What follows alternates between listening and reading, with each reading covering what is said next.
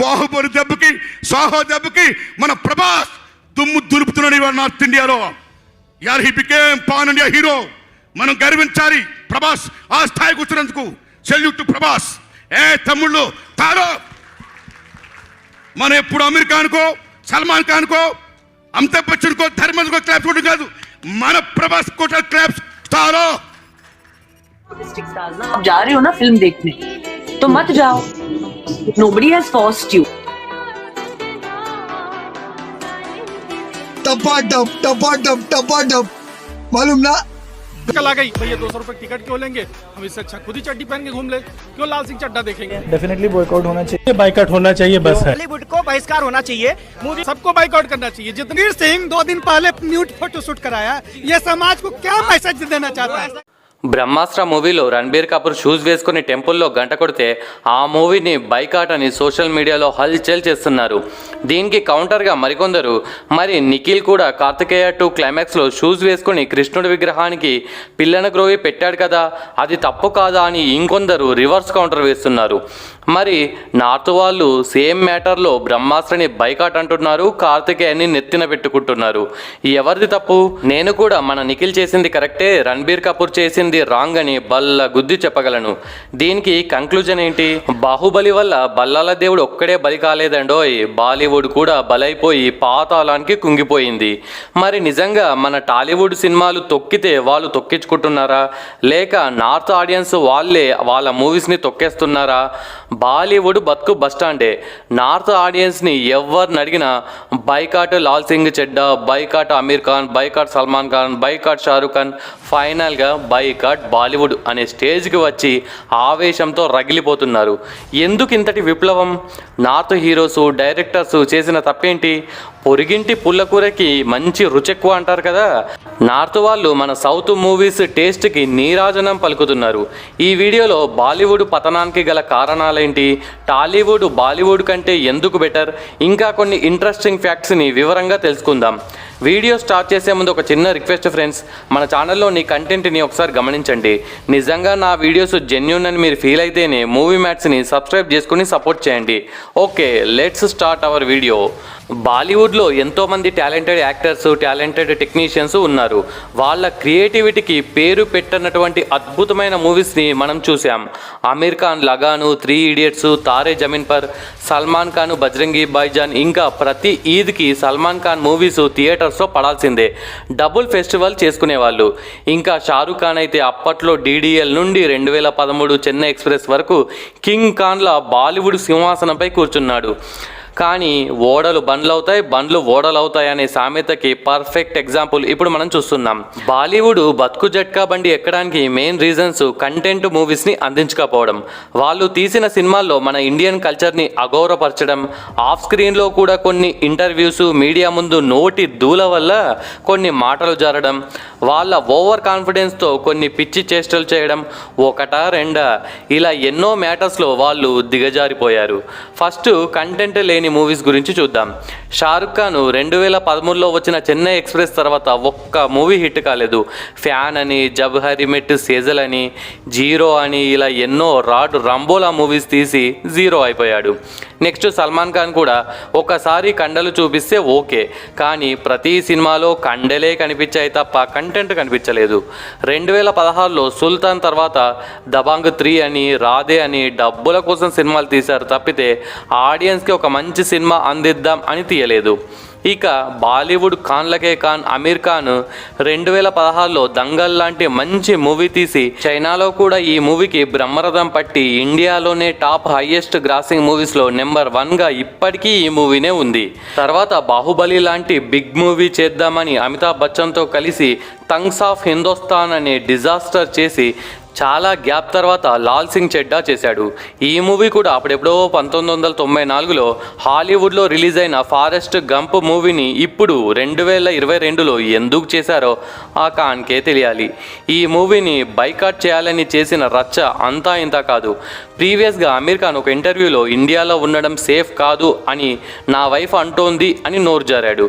Actually తన ఉద్దేశం వేరేదైనా కానీ ఒక సెలబ్రిటీ హోదాలో ఉండి ఇలాంటి మాటలు అనకూడదు. ఇది ఒక తప్పు. ఇంకోటి, తన కూతురు బర్త్డే కేక్ని ఒక పూల్ దగ్గర బిక్నీలో కట్ చేయించాడు. ఇది చూసి ఆ ఆడియన్స్ ఎలా రియాక్ట్ అవ్వాలి, అసలు ఏం మెసేజ్ ఇద్దాం అనుకుంటున్నాడు, పిచ్చెక్కిపోయింది ఒక్కొక్కడికి. ఇక బయట విషయాలు పక్కన పెడితే మూవీస్ గురించి మాట్లాడుకుందాం.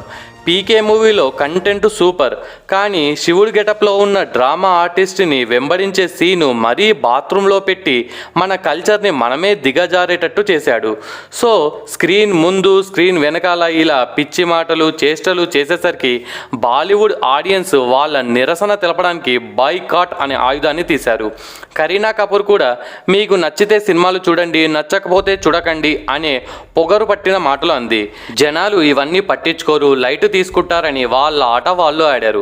ఇప్పుడు బైకాట్ అని థియేటర్కి ఆడియన్స్ రాక చేతికి డబ్బులు రాకపోయేసరికి ప్లీజ్ మా సినిమాలను చూడండి అని బతింలాడే స్టేజ్కి వచ్చేశారు. గత 10 years నుండి బాలీవుడ్లో వల్గారిటీగా ఉండే కామెడీ సినిమాలు, అర్థం పర్థం లేని ఆర్టిఫిషియల్ మూవీసు, ఇండియా కల్చర్ని వక్రీకరించే సినిమాలు ఇలాంటివి చేస్తూ వచ్చారు. కంటెంట్ ఈజ్ కింగ్ అనే విషయాన్ని పక్కకు పడేశారు.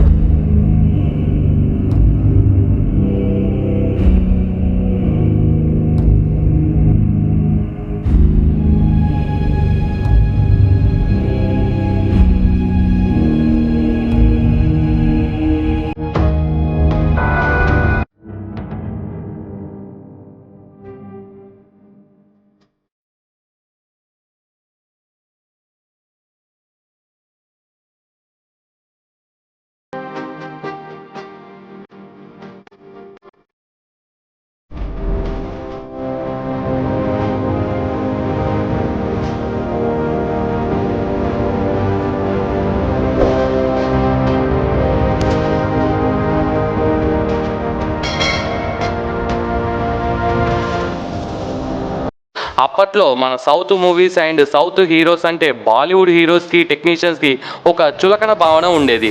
ఎన్నోసార్లు మన తెలుగు మూవీస్లో కంటెంట్ ఉంటే యాక్టర్స్ సరిగా చేయరు, యాక్టర్స్ బాగుంటే సినిమా ఓవర్ డ్రామాగా ఉంటుంది, ఇలా రకరకాల కామెంట్స్ చేస్తూ ఎగతాళి చేసేవాళ్ళు.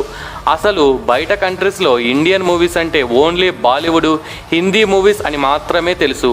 వాళ్ళే సినిమాలు కనిపించేవాళ్ళు, అంతా వాళ్ళకే ఇంటర్నేషనల్ అవార్డ్స్ వచ్చేవి. కానీ ఇప్పుడు RRRలో ఎన్టీఆర్కి కూడా ఆస్కార్ అవార్డ్స్ రావచ్చు అనే ఒక హాలీవుడ్ మ్యాగజైన్ వెరైటీ అనే సంస్థ ప్రచురించింది. అంటే మన టాలెంట్ని ఇన్ని రోజులు ఎవరు తొక్కేశారో అర్థం చేసుకోండి. బాహుబలితో మన జక్కన్న ఒక అడుగు వేశాడు, తర్వాత ఎన్నో వందల అడుగులు పడుతున్నాయి. బాహుబలి హిట్ అయిన తర్వాత కూడా వాళ్ళ పొగరు తగ్గలేదు. రాజమౌళి వల్ల మాత్రమే ఇది సాధ్యమైంది, తెలుగు వాళ్ళకి సౌత్ వాళ్ళకి అంత సీన్ లేదు, ఓన్లీ శంకర్ రాజమౌళి వీళ్ళిద్దరి వల్లే ఇదంతా సాధ్యమని ఇంకా మనల్ని చులకన చేయడం ఆపలేదు. కానీ అది రాంగ్ అని ప్రూవ్ చేస్తూ సుకుమారు, అల్లు అర్జున్ పుష్పతో 2021లో ఇండియన్ మూవీస్లో ఆ ఇయర్ ఫస్ట్ ప్లేస్లో నిలిచింది. ఇటు కన్నడ నుండి యశ్, ప్రశాంత్ నీల్ కూడా KGFతో దుమ్ము దులిపారు. మలయాళం OTT మూవీస్ గురించి చెప్పనక్కర్లేదు. తమిళ్ నుండి విక్రమ్ మన తెలుగు మూవీస్ని డబ్బింగ్ చేయడం వల్ల యూట్యూబ్లో వాళ్ళ టీవీ ఛానల్లో వేయడం వల్ల మన సినిమాల రుచిని చూసి తెగ ఎంజాయ్ చేశారు. బాలీవుడ్ ఆడియన్స్ సినిమాలంటే ఇవి అని చిన్న స్క్రీన్లో చూసి ఆనందించారు. అప్పటికే అలా వైకుంఠపురం సాంగ్స్తో అల్లు అర్జున్కి ఫుల్ క్రేజ్ సంపాదించుకున్నాడు. పెద్ద స్టార్సే కాదు, ఈ డబ్బింగ్ సినిమాల వల్ల మన గోపిచంద్, బెల్లంకొండ శ్రీనివాసు ఇలా చిన్న వాళ్ళు కూడా బాలీవుడ్ ఆడియన్స్కి తెగ నచ్చేశారు. ఇంకా మన OTTలో ఉండే చిన్న మూవీస్ని కూడా చూశారు. ఫర్ ఎగ్జాంపుల్ అద్భుతం మూవీ మీకు తెలుసా? మన తెలుగు వాళ్ళు చూసారో లేదో కానీ హిందీ వాళ్ళు ఇలా కంటెంట్ ఉండే ప్రతి చిన్న సినిమాల నుండి పెద్ద సినిమాల వరకు అన్నీ చూసి ఒక నిర్ణయానికి వచ్చారు. అదే జై టాలీవుడ్ బై బై బాలీవుడ్ అని. బిగ్ స్క్రీన్లో అల్లు అర్జున్ పుష్పాని చూసి ఎంత ఎంజాయ్ చేశారో మాటల్లో చెప్పలేదు. 300 in Allu Arjun. Only for Allu Arjun, no Salman, no Shahrukh, no koi. Only for Allu. Favorite. सीटी सब बज रहा था, जबरदस्त. लोग पागल रहते हैं, हिंदी डब कब आएगी. अब क्या बोलूं, अब मैं बॉलीवुड वाला सलमान खान, शाहरुख खान सबकी छुट्टी हो गई भाई. సరే pan India movies, big stars, big directors కాబట్టి ఈ మూవీస్ని హిట్ చేశారు అని అనుకుందాం. మరి కార్తికేయ 2 హీరో నేమ్ తెలియదు, డైరెక్టర్ తెలియదు. అందులోనూ అమీర్ ఖాన్, లాల్ సింగ్ చెడ్డా, అక్షయ్ కుమార్ రక్షాబంధన్ ఉండగా ఈ చిన్న సినిమా హిందీలో ఓన్లీ 50 స్క్రీన్లలో స్టార్ట్ అయ్యి ఇప్పుడు 1000+ స్క్రీన్లో నడుస్తూ కోట్ల రూపాయల కలెక్షన్స్ సాధిస్తుంది అంటే ఓన్లీ కంటెంట్. చిన్న లేదు పెద్ద లేదు, కంటెంట్ ఉంటే ఆకాశానికి ఎత్తేస్తారు, కంటెంట్ లేకపోతే పాతాళానికి తొక్కేస్తారు. కాశ్మీర్ ఫైల్స్లో కంటెంట్ ఉంది కాబట్టి అన్ని కోట్లు కలెక్ట్ చేయగలిగింది. బ్రహ్మాస్త్రాలు హీరో షూస్ వేసుకుని టెంపుల్లో గంట కొట్టాడు. ఇంకా కొన్ని రీజన్స్ వల్ల బైకాట్ అంటున్నారు. కానీ కార్తికేయ 2లో ఈ పాయింట్ ప్రస్తావించట్లేదు. ఎందుకంటే మీరు ఈ ఫోటో గమనిస్తే హీరో ఎంజాయ్ చేస్తూ గంట కొడుతున్నాడు.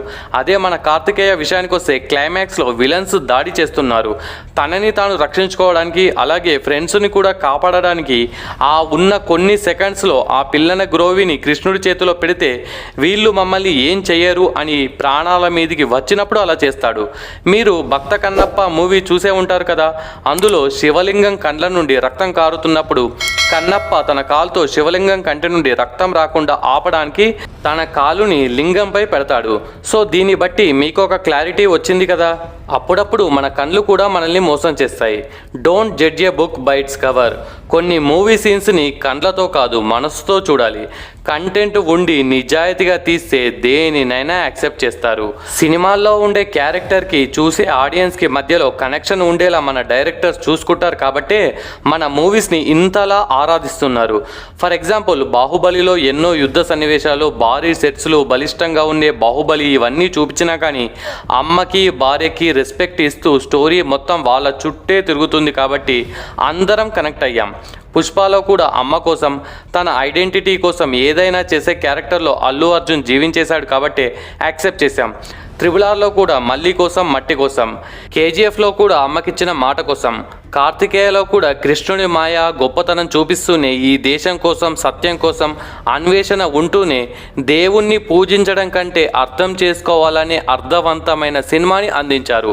ఇలా ఎమోషనల్ కనెక్షన్స్ ఉంటూనే అదిరిపోయే లొకేషన్స్, బెస్ట్ సాంగ్స్, మంచి యాక్షన్ సీన్స్, ఇలా గూస్ బాంబ్స్ ఇచ్చే మూమెంట్స్ ఉంటాయి కాబట్టే మన టాలీవుడ్ నెంబర్ 1లో ఉంటుంది.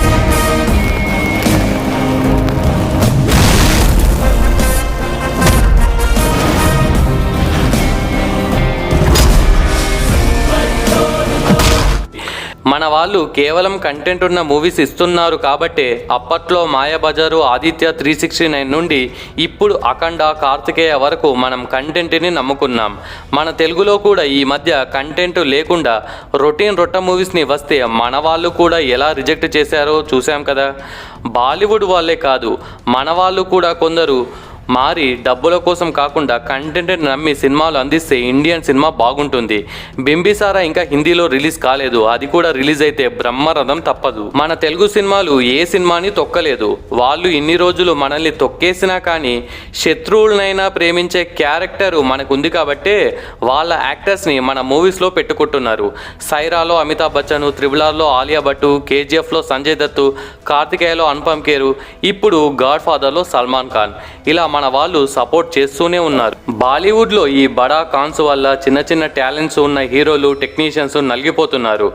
సుశాంత్ సింగ్ రాజ్పూత్, ఇర్ఫాన్ ఖాన్ లాంటి గ్రేట్ యాక్టర్స్ చనిపోవడం ఇంకో పెద్ద మైనస్ వీళ్ళకి. బాలీవుడ్ ఆడియన్స్ కూడా పెద్ద మనసు చేసుకొని బైకాట్ బాలీవుడ్ నినాదాన్ని పక్కకు పెట్టేసి సినిమా రిలీజ్ అయిన తర్వాత కంటెంట్ ఉంటే వెళ్ళి హిట్ చేయాలి, చిన్న చిన్న తప్పుల్ని క్షమించాలి. బ్రహ్మాస్త్ర మూవీ కంటెంట్ బేస్డ్ కాబట్టి మూవీ బాగుంటే దాన్ని ఆదరించాలని, మన ఇండియన్ మూవీస్ అంటే సౌత్ నార్త్ కాదు అందరం ఒకటే అని అర్థం చేసుకుని అందరం ఏకమై ఐక్యమత్యంతో మంచి మంచి మూవీస్ తీసి మన టాలెంట్ని, మన సంస్కృతిని చాటి చెప్పేలా హాలీవుడ్ అవెంజర్స్కి, అవతార్ లాంటి పెద్ద మూవీస్తో పోటీపడి మన ఇండియన్ మూవీస్ సత్తా చూపెట్టాలని కోరుకుంటున్నాను. ఈ వీడియో నచ్చిందో లేదో కామెంట్స్లో మెన్షన్ చేయండి ఫ్రెండ్స్. నచ్చితే ఒక లైక్ కొట్టండి అండ్ మీ వాళ్ళకి షేర్ చేయండి. ఓకే ఫ్రెండ్స్, ఇంకొక మంచి కంటెంట్ ఉన్న వీడియోతో మళ్ళీ మీ ముందుకు వస్తాను. అంతవరకు సెలవు. జై హింద్.